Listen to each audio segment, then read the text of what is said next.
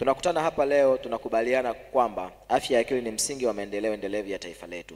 Lakini hatuwezi kufikia mafanikio hayo bila uwekezaji wa pamoja, ushirikiano wa dhati na hatua madhubuti kutoka katika kila upande na katika shughuli zetu tunazozifanya kila siku.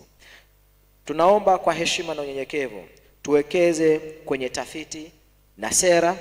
Tunahitaji kuwa na takwimu sahihi zitakazotuonyesha hali halisi ya afya ya akili kwa taifa letu, lakini tunahitaji tafiti za kitabibu na za kijamii na sera zinazojikita katika ushahidi kwa bajeti, lakini pia na kwa bajeti angalau kuweza kuzingatia katika kila eneo na katika kila nyanja.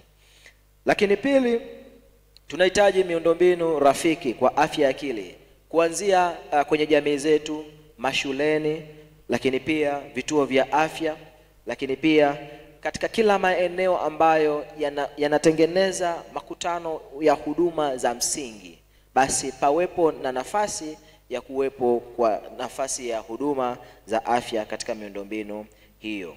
Tunatambua fika tuna changamoto ya kifedha katika kila maeneo, katika kuhakikisha tunashughulikia swala la afya ya akili.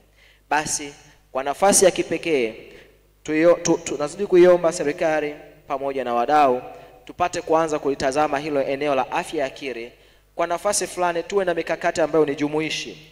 Yawezekana kuweza kuandaa mafungu mapya ya bajeti kawa ni gumu kwa sasa kwa sababu ya maendeleo ambayo tunatamani kuona kwa haraka zaidi, lakini tuzingatie katika kutengeneza ujumuishi katika miradi yetu, lakini pia ujumuishi katika sera na mipango ya fedha ya serikali ambayo tunaipanga. Basi angalau tuweze kuzingatia na kukumbuka ajenda ya afya ya akili.